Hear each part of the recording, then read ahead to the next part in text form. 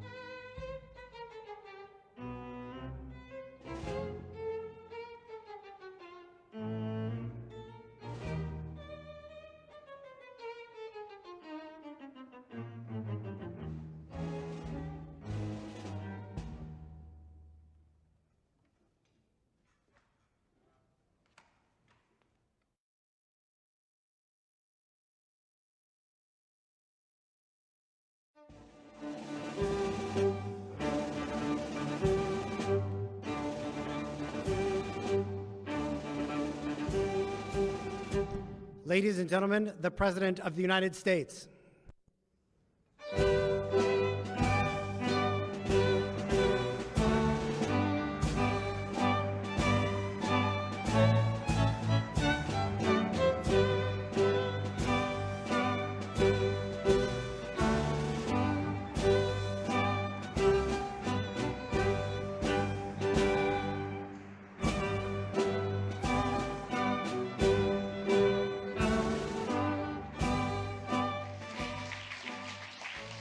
Please have a seat.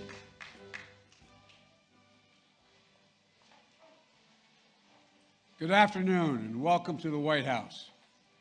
I know this is it's kind of an old place for some of the guys that are coming here, but thank you all very much, and to all the cabinet members, elected officials that are here, and former elected officials like Joe Lieberman, and our good friend is here.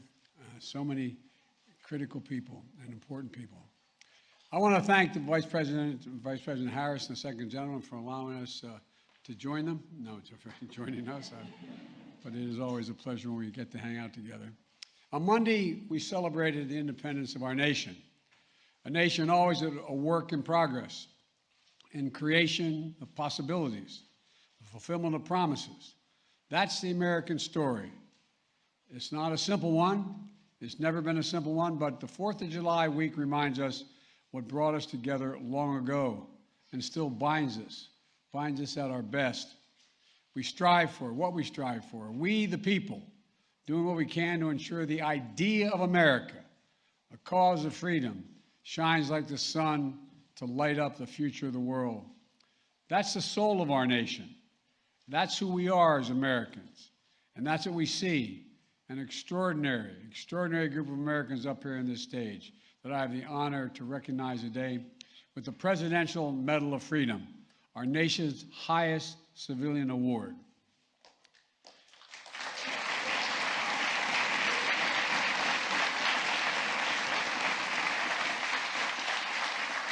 Simone Biles, the most decorated American gymnast in history, who everyone stops everything every time she was on camera, just to watch, just to see her.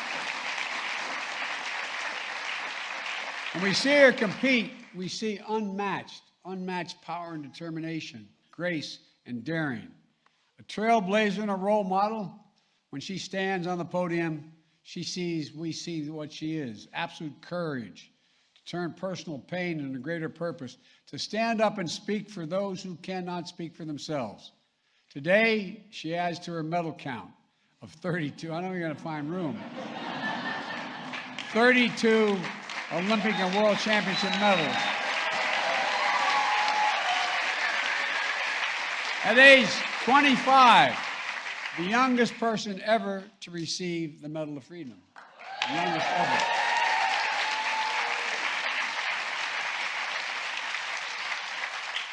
There's so much more to give. A fellow elite athlete, Megan Rapinoe. Where, Megan? Where are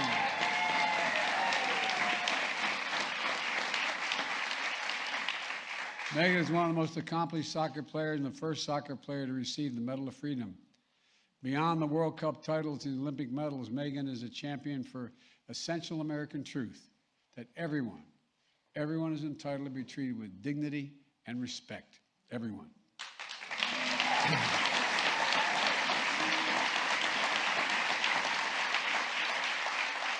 And along with her incredible teammates of the United States women's national team, and by the way, my son Hunter and daughter-in-law are here. His daughter was a great high school athlete, and she was so excited to be with you when you won the championship, and walking off the field. And we said hi to you. And she said, I was busy. So when she wins again, I hope when I see her, she'll say, I think I know that guy. Maybe? It depends. I think yes. Megan did something really consequential. She helped lead the change for perhaps the most important victory for anyone on her soccer team or any soccer team. Equal pay for women. Equal pay for women.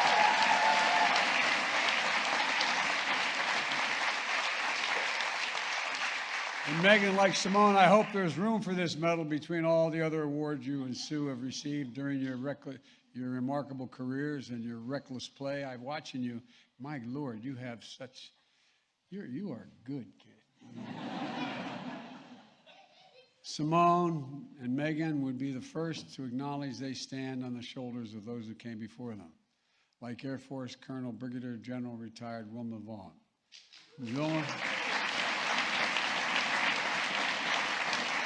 Wilma is one of the most decorated women ever to serve in the United States military. She enlisted in the 1950s because she wanted to be a leader. She did that and more, becoming the first woman in almost every leadership role she held in nearly 30 years in uniform, shattering conventions, shaping a new tradition of our military. And she couldn't stop after retirement.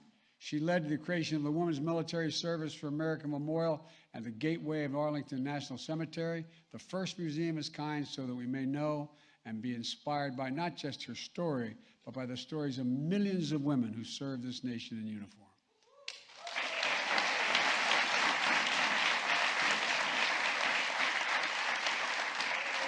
As a 23-year-old student at Fisk University, Diane Nash received a phone call from Attorney General Robert Kennedy's top deputies, warning her about the violence at the next stop of the Freedom Ride she organized across the South. She replied, and I quote, "We all signed our last will and testaments before they left.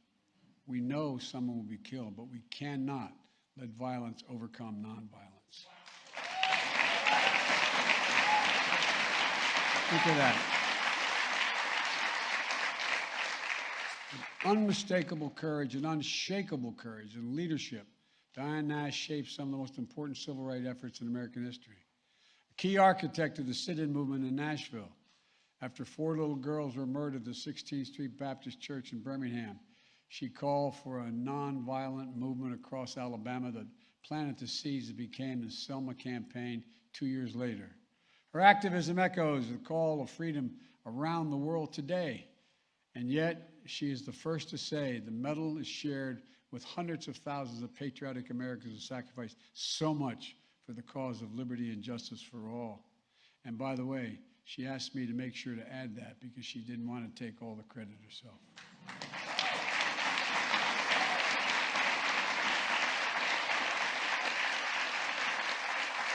When Dr. King, Rosa Parks, and Claudette Colvin, and John Lewis, and other giants of our history needed a lawyer for their fight for freedom, you know who they call? They call a guy named Fred Gray. That's who they call.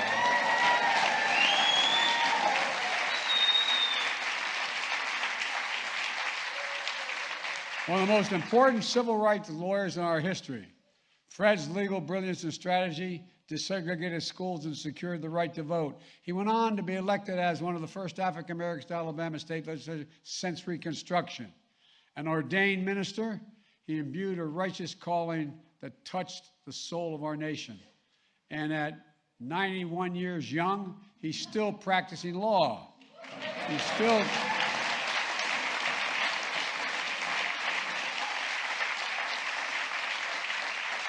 And he's still keeping the faith in the best of America. And the best of America includes Raul. Raul, you're something else, man. No, you really are. You really are. Raul was a son and a father who fled violence in Mexico and a mother who was a multi-generation Texan. Raul dreamed of American dream from San Juan, Texas, in the lower Rio Grande Valley. He served with honor in the United States Air Force, then turned a small civil rights group into one of the nation's most important ones. For over 30 years as president of the National Council for La Raza, Raul was an undaunted leader in the struggle for civil and human rights for Latino Americans. Challenging the powerful on behalf of the powerless, never forgetting where he came from and the promise of this nation. Born in Brownsville, Texas, Julie Garcia became a professor at a local community college. I know I'm biased since Jill is a community college professor, but community college professors are the best. That's the way and I've learned teaching isn't what she or Jill does, it's who they are. It's who Juliet is. Over the course of her nearly 30-year career, she helped transform her community college into the University of Texas at Brownville, where she became its president and the first Hispanic woman to serve as the college president in American history.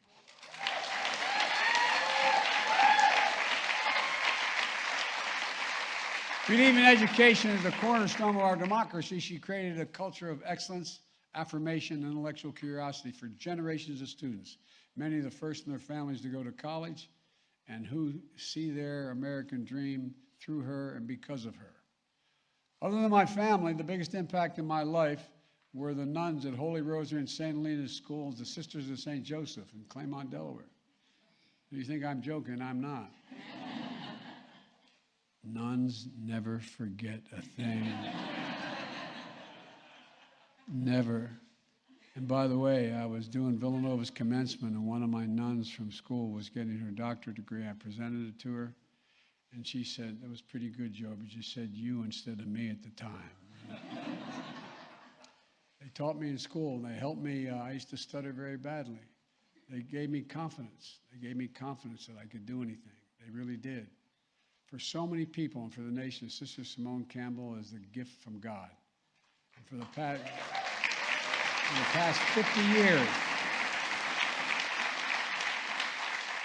she embodied the belief in our church that faith without works is dead, and you will know me for what I do, and what you do the least of thee, you do unto me. That's Sister Simone. That's what she does. The nuns in the bus were simply remarkable.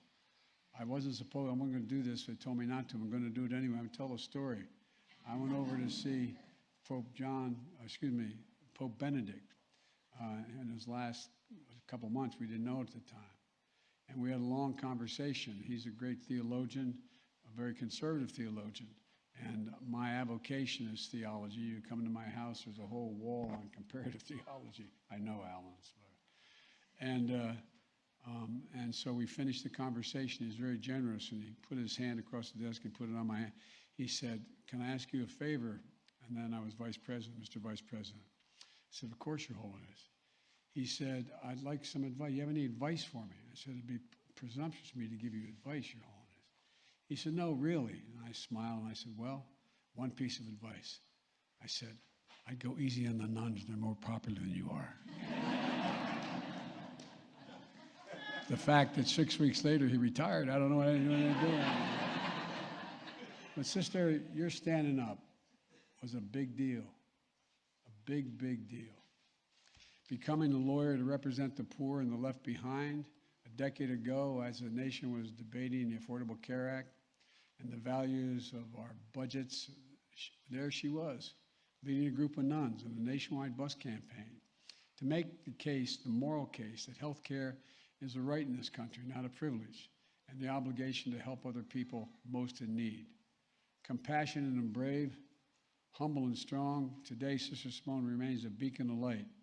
She's the embodiment of a covenant of trust, hope, and progress of our nation. And I'm happy to call her my friend. Thank you, sister.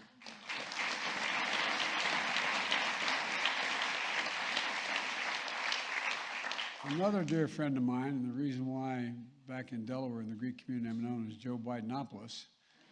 You think I'm joking. Father knows I'm not. Father asked me whether I'm still blessing we Roman Catholics bless ourselves down here into the left shoulder. Greek Catholics go down and to the right shoulder. I find myself being more Greek sometimes than others. It get me in trouble. You want to know how I bless? Father Carlotis, you more than 50 years, your leadership in the Greek Orthodox Archdiocese of America has mattered to every prelate in the Greek Church. You've been an incredible leader, Father. A man of deep moral clarity and calling. He's advised generation of presidents and parishioners with unmatched humility and grace. I've traveled the country and the world with him, including Father Alex's homeland in Greece, to strengthen the bonds between two nations founded on the belief that democracy is the way. And on more than one occasion, Father Alex and I have had the honor to visit His All Holiness Ecumenical Patriarch Bartholomew, which is a great honor. This is the 100th anniversary of the Greek Orthodox Church in America. We honor one of the most dedicated leaders, my dear friend, Father Alex.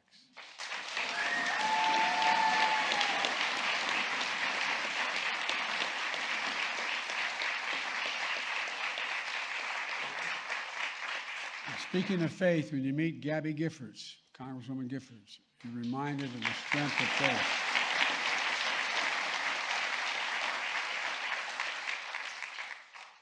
And the power of public service.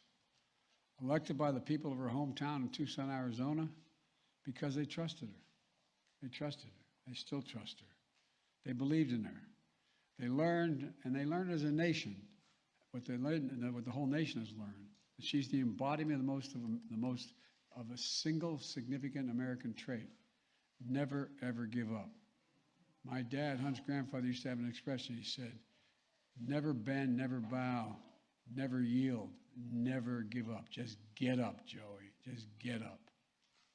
Proof that we'll not grow numb to the epidemic of gun violence in this nation. Proof that we can channel the pain and sorrow we see too often in America into a movement that will prevail. With her husband, the United States Senator Mark Kelly, who, by the way, was that astronaut you all remember. She is more consequential, I acknowledge, but they're helping power that movement. On Monday, we'll celebrate the most significant gun safety law in 30 years because of them and because of the families like theirs all across America. Gabby is one of the most courageous people I have ever known.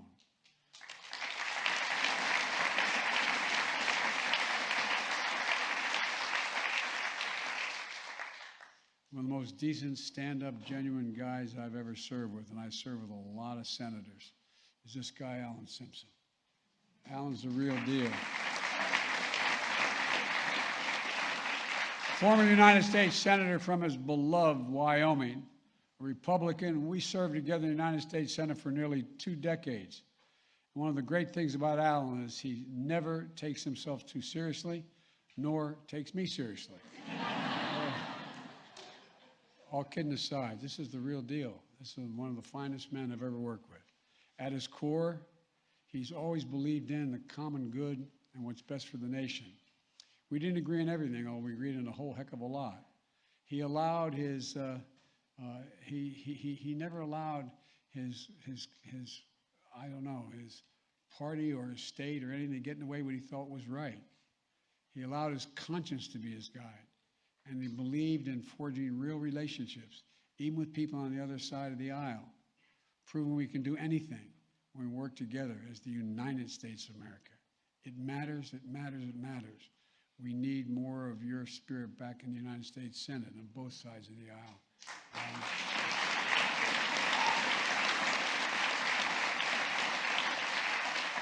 Just ask Khizr Khan, who studied the U.S. Constitution as a law student in Pakistan. Inspired by its meaning, he immigrated to America with his wife and their young family when they were very little, but fully believing in the promise of this nation. They watched their middle son enlist in the United States Army with his own dreams to be a military lawyer, but ultimately sacrificed himself to serve his fellow soldiers. And we all watched as the oldest and darkest forces of hate emerged in new ways, only to meet the strength, goodness, and decency of this Gold Star American family. In late November 2016, I invited the Khans to the Vice President's residence at Naval Observatory for a Diwali reception. An Irish Catholic Vice President of a Muslim Gold Star family at a reception observing a Hindu holiday. That, and I'm being very serious, that's the America that we know. That's the America he and I and most of you, I pray God, believe in. We were parents united by the pain of losing a piece of our souls and finding the purpose to live a life worthy of them. After today's Father's Medal of Freedom will rest next to the son's Bronze Star and Purple Heart. And Khizr Khan, you will continue to carry a copy of the Constitution. I didn't ask you, but I imagine it's still in your pocket as a reminder of the charge that has to be kept.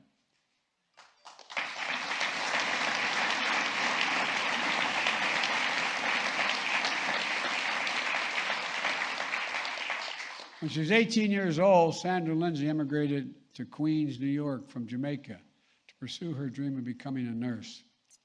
As director of nursing and critical care at a hospital in Queens during the height of the pandemic, she poured her heart into helping patients fight for their lives and to keep their fellow nurses safe.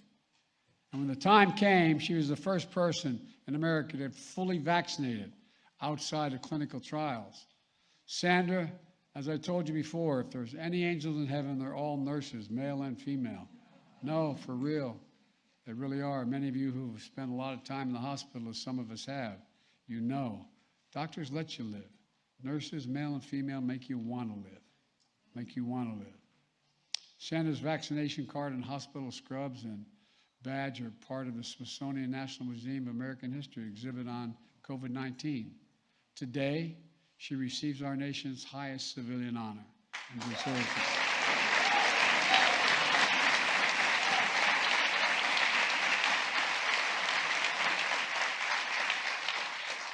And a man who couldn't be here today but wanted to be, Denzel Washington, one of our greatest actors in American history.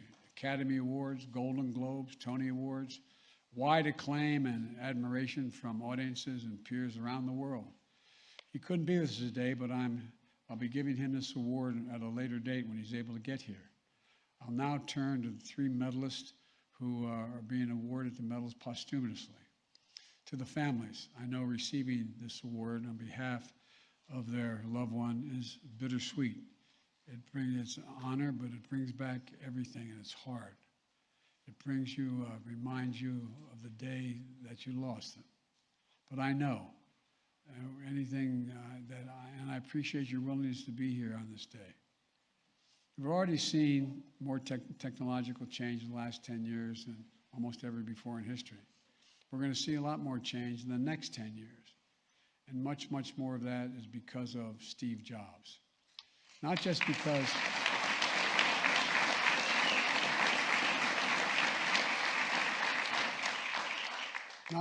of his innovations and inventions revolutionized personal computing and our way of life. It's for his embodiment of a core American character that he believed was within each of us.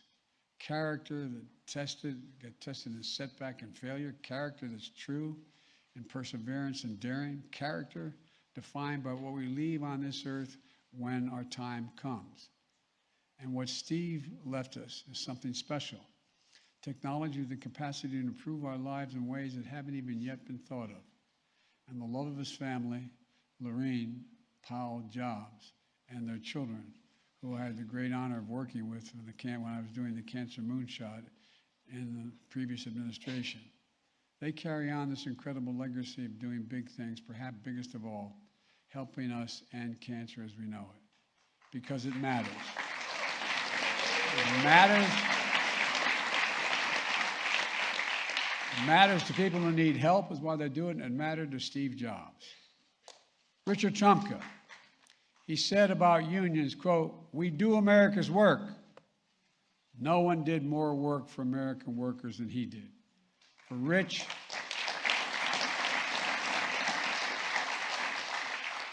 his work was synonymous with the word that defined his life: dignity. Dignity. Dignity that comes with a good paying job that builds a good and decent middle class life. And his work was fierce, always trying to do the right thing for working people, fighting for and protecting their wages, their safety, their pensions they earned and deserved, fighting for the worker power and for America itself and our economic might and dynamism. In more than 30 years of friendship, he's always honest, fair, and tough and trustworthy, the guy you want in your corner. In fact, I was in Cleveland yesterday, announcing one of the most significant actions to protect pensions for millions of workers and retirees in 50 years. Barbara, Rich Jr., and the family, we felt him there. We felt him there with us, and we talked about him, and we feel him here today. Rich Trumka was the American worker, was the American worker.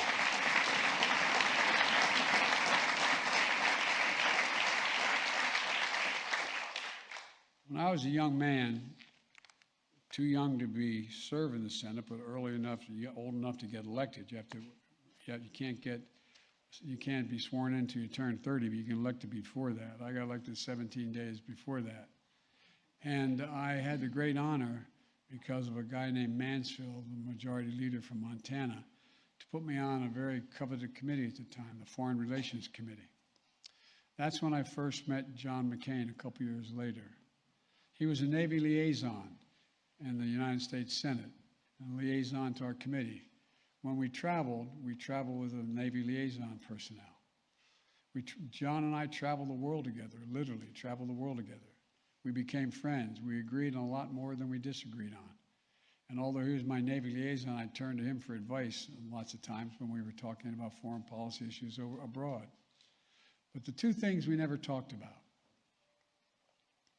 We never talked about his imprisonment in the Hanoi Hilton, nor the death of my wife and my daughter.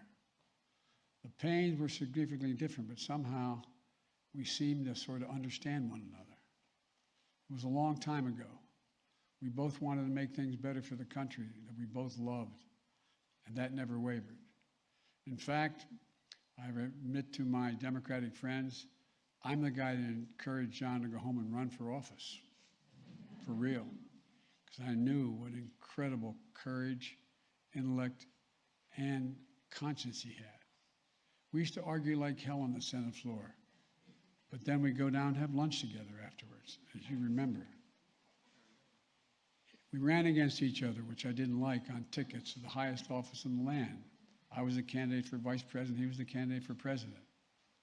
I never stopped admiring John, never said a negative thing about him in my life, because I knew his honor, his courage, and his commitment. That was John McCain. And the code he inherited from his family that served before him is passed on to his brothers, sisters, children, grandchildren today. Cindy, Madam Ambassador, and the family, I'm honored you have to accept this medal on his behalf. As they say in the Senate, a point of personal privilege. I was John was staffing me on a trip to Asia in the late 70s. And we stopped in, there you are, we stopped in Hawaii. And Cindy, I think you were there on vacation. And you were talking to my wife, Jill. And John kept looking at her. and he talked about her. So Jill and I did something which was a little presumptuous. We made sure they introduced one another. He still owes me. I think it's the best thing we ever did for John. The very best.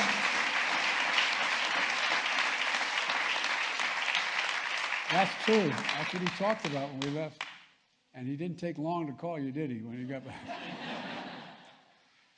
My fellow Americans, please congratulate this year's Presidential Medal of Freedom recipient.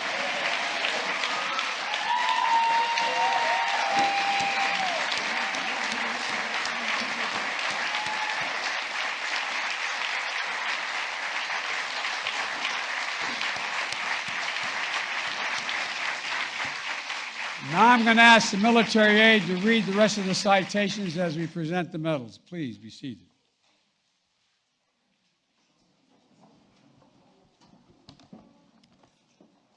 Simone Biles.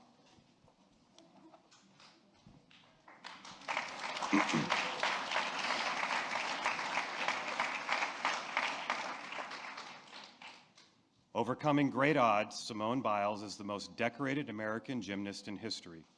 A former foster child who became a once-in-a-generation athlete, transforming her sport with artistry and degrees of difficulty that reimagine what is possible. With absolute courage and honesty, she expands the legacy of our greatest champions who challenge the powerful and speak up for justice and the wellness of body and mind. Leaning on faith in God and family, Simone Biles is an inspiring symbol of strength, grace, and pride in those three letters, USA.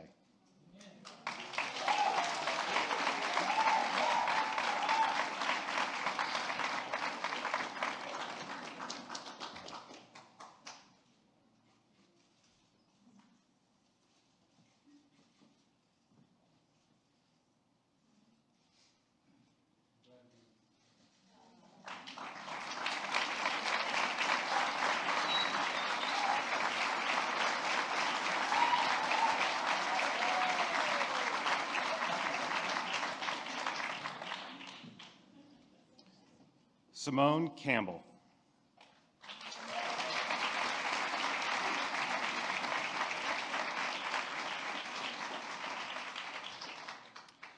Inspired by nuns in Catholic school, Sister Simone Campbell has dedicated her life to the suffering and the searching. For nearly 50 years as a nun and an attorney, she has led organizations that provide free legal services to the poor and advocate for workers and immigrants. Her moral courage helped pass the Affordable Care Act and guide the Nuns on a Bus tour across America to protect the impoverished.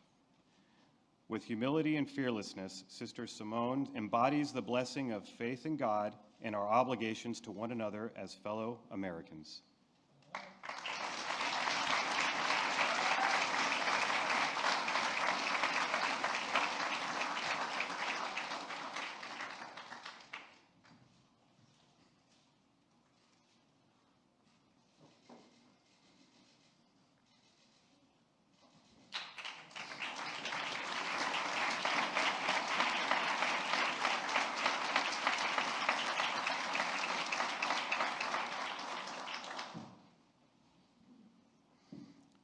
Julieta Villarreal Garcia.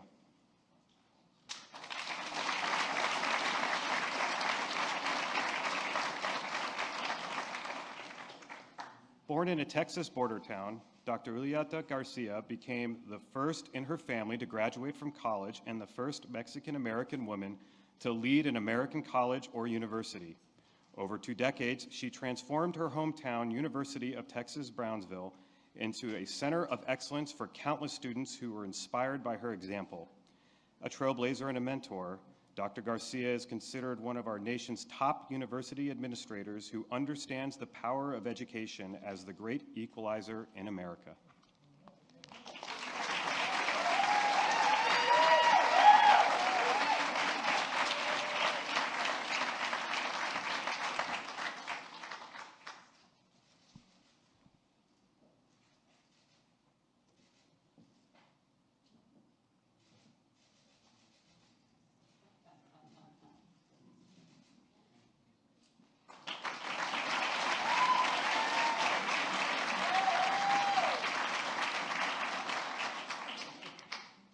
Gabrielle Giffords.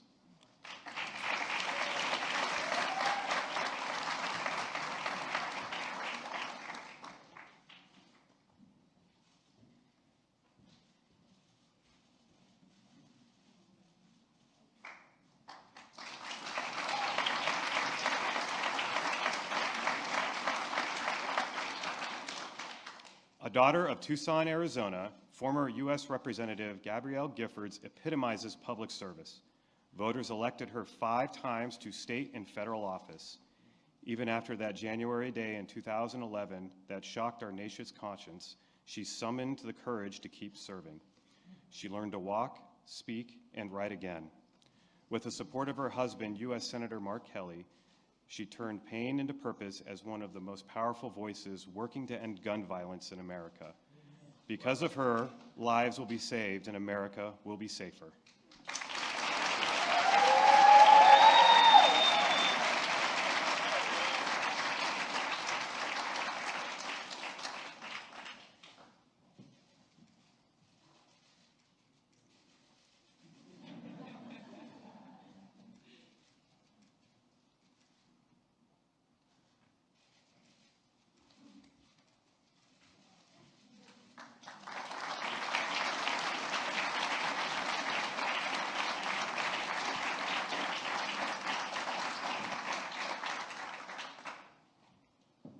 Fred David Gray.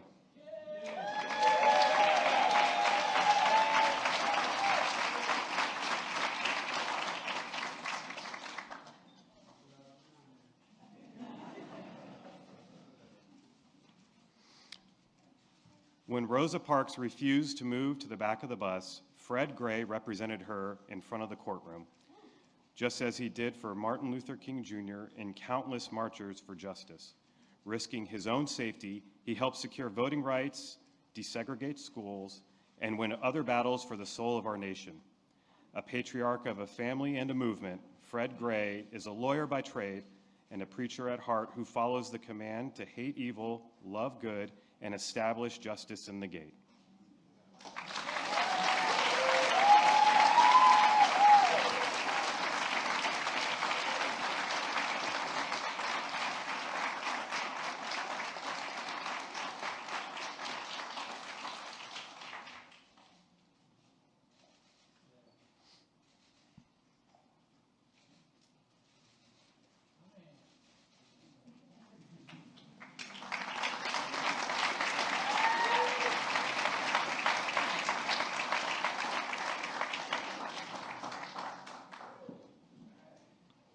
Lorene Powell Jobs, accepting on behalf of Steve Jobs.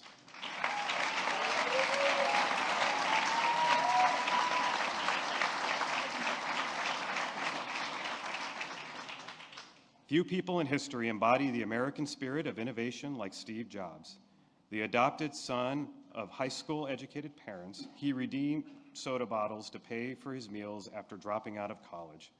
At every turn of life, he dared to think different. As the co-founder of Apple, he created one of the most important companies in history, bringing computing into homes and phones and revolutionizing our way of life.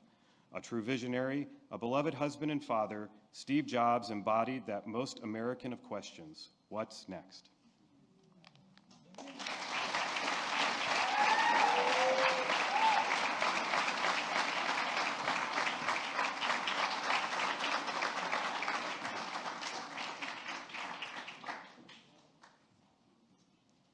Alexander Carlustas.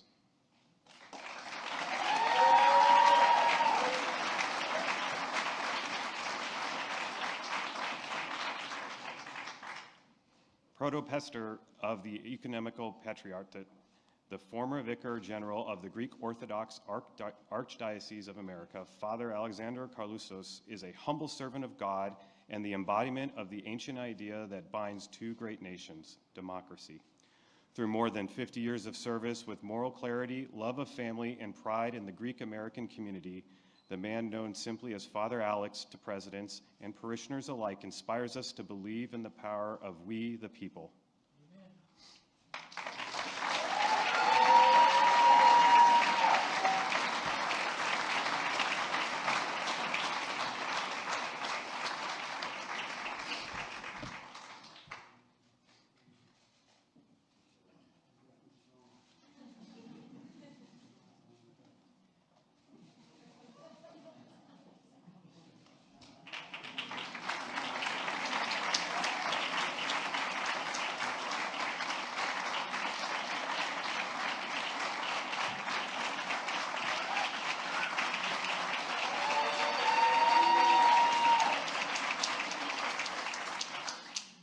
Kazir M. Khan.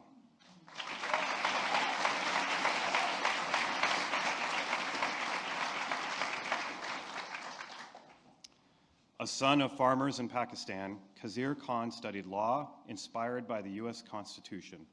He met and married a college classmate, Ghazala, and together they immigrated to America. A brilliant lawyer, he watched their 3 sons follow their American dreams, including their middle son, Army Captain Humayun Khan, who enlisted during college and paid the ultimate sacrifice in Iraq.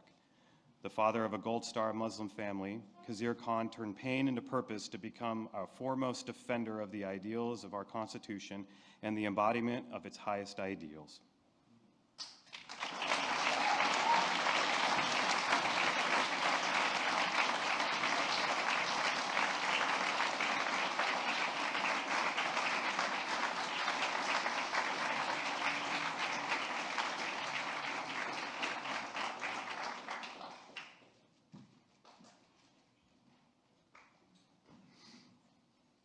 Sandra Liza Lindsay.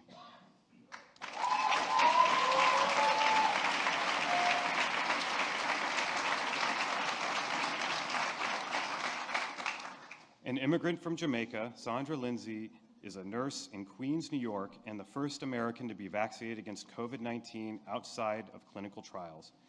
At the height of the pandemic, she directed a team of nurses as they worked tirelessly to save patients while risking their own lives. When the COVID-19 vaccine became available, she was a ray of light in our nation's dark hour and continues to champion vaccinations and mental health for healthcare workers. She represents the best of America.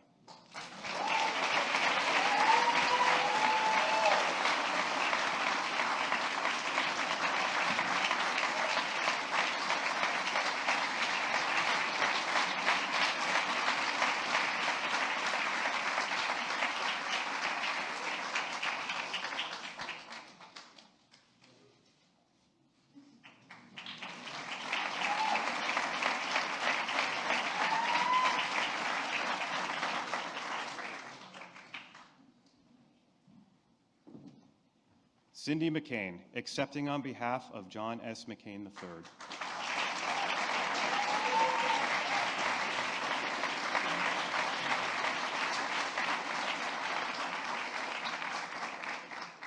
John McCain was a giant among Americans from a family of patriots, a genuine hero who endured unspeakable torture as a prisoner in the war in Vietnam.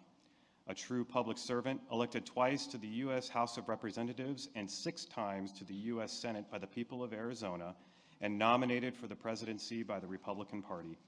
Respected around the world, he was an eternal optimist who believed in consensus, character, and putting country first. His legacy continues to challenge us to cherish integrity and serve with courage and conviction.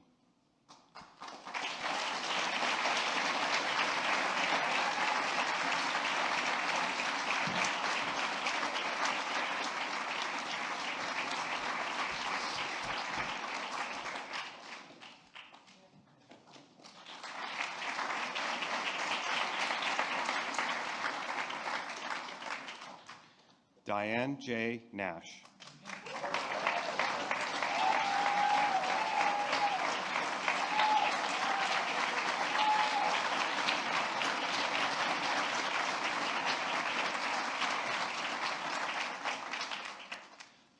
A fearless leader of the Freedom Rides and Nashville sit-in movements, Diane Nash was a fierce light in darkness. She did more than dream a better America. She helped build one. As a founder of the Student Nonviolent Coordinating Committee in the 1960s, she led some of the most important 20th century civil rights campaigns that inspire activism around the world to this day. For her strategic savvy and absolute courage, Americans owe a debt of gratitude to Diane Nash for helping forge a path toward a more perfect union. Amen.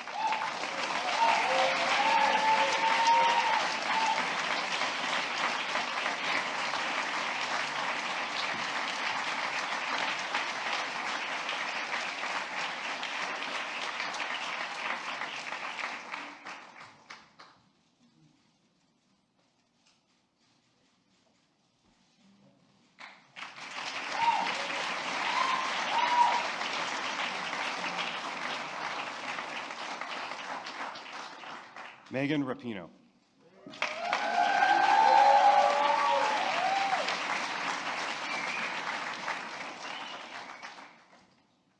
World Cup champion, Olympic gold medalist, named the world's best women's soccer player, Megan Rapinoe is one of America's great athletes.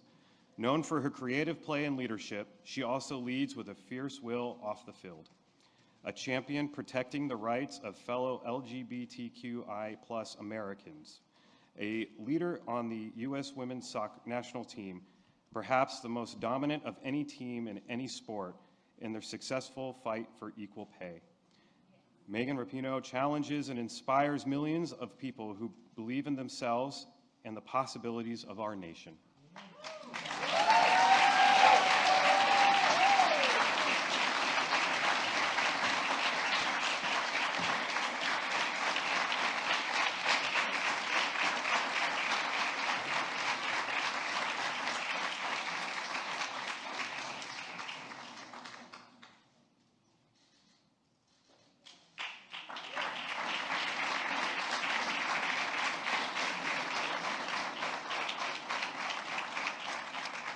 Alan K. Simpson.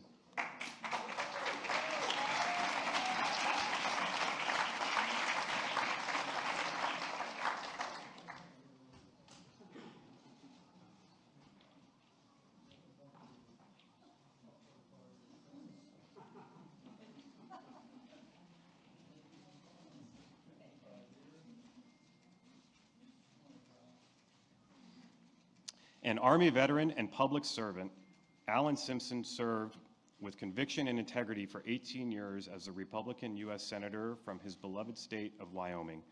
Despite increasing polarization, he brought people together with wit and wisdom to make progress and find common ground. Never afraid to stand up for what he felt was right, he worked on pressing issues like campaign finance reform and marriage equality. Alan Simpson exemplifies our national ideas of civil discourse, responsible governance, and public service.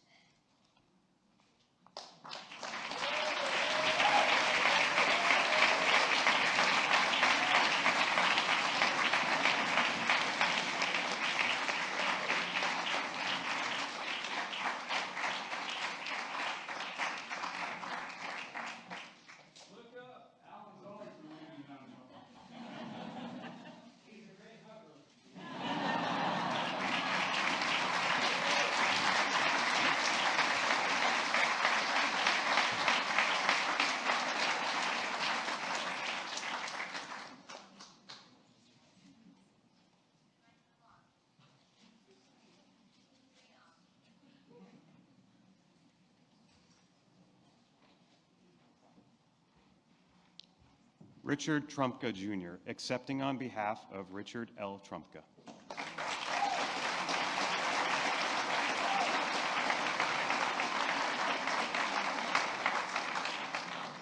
The son of a coal miner, Richard Trumpka followed his father into the mines to later become the president of the United Mine Workers and president of the AFL-CIO. He never forgot where he came from and always fought for the dignity of working people. He built worker power by speaking truth to power, knowing that the middle class built America and unions built the middle class. No one did more in the last half-century to build unions than Richard Trumpka did. A beloved husband, father, and grandfather, he was the American worker.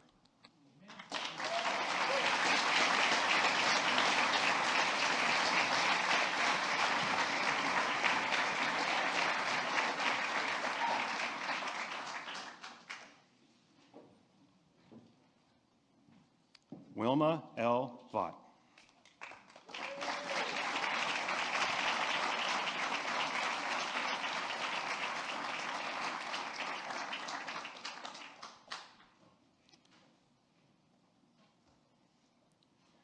Retired Air Force Brigadier General Wilma Vaught is one of the most decorated women in the history of the United States military. Enlisting in the 1950s, over the next 28 years, she would serve in Vietnam, Europe, and across America, continually rising in rank to become the first woman to hold every job she ever had. She was awarded the Legion of Merit, Bronze Star, and more.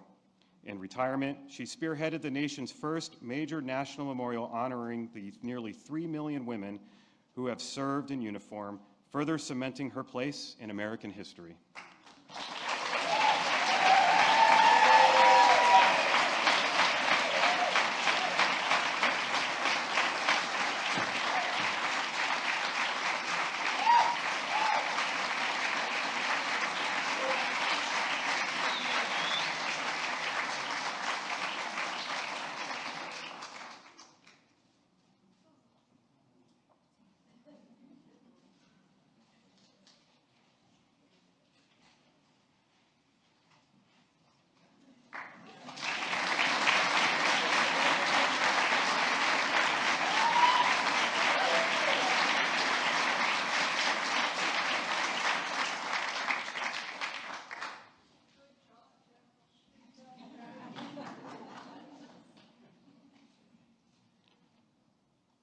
Raul Izaguirre.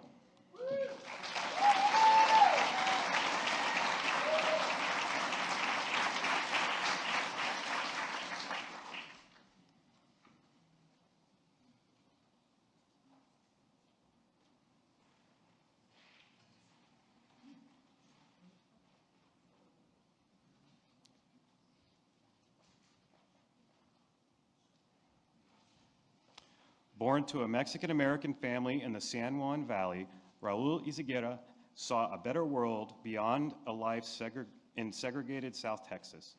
After serving in the Air Force, he became one of our nation's preeminent civil rights leaders as president of the National Council for La Raza. Over 30 years, he has forged immeasurable progress on voting rights, education, and more to deliver the promise of America to millions of Latino Americans. In service to our nation, he has helped ensure that America remains a land of possibilities.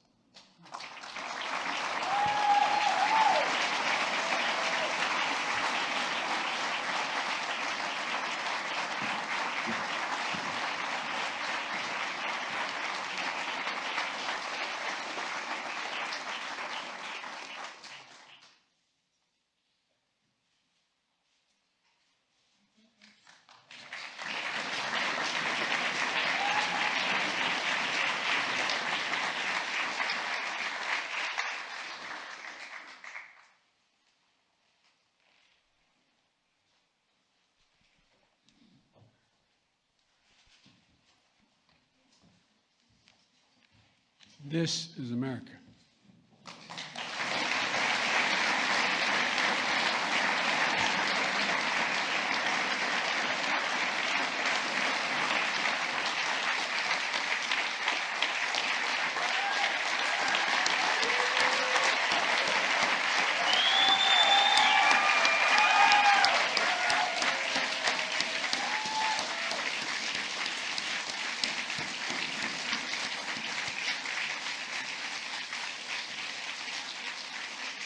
Folks, this concludes this event, but we have a reception. I hope you'll stay and enjoy it. Again, thank you, thank you, thank you all. Ladies and gentlemen, please remain in your seats as the President, Vice President, Second Gentleman, and medalists depart the East Room. Thank you.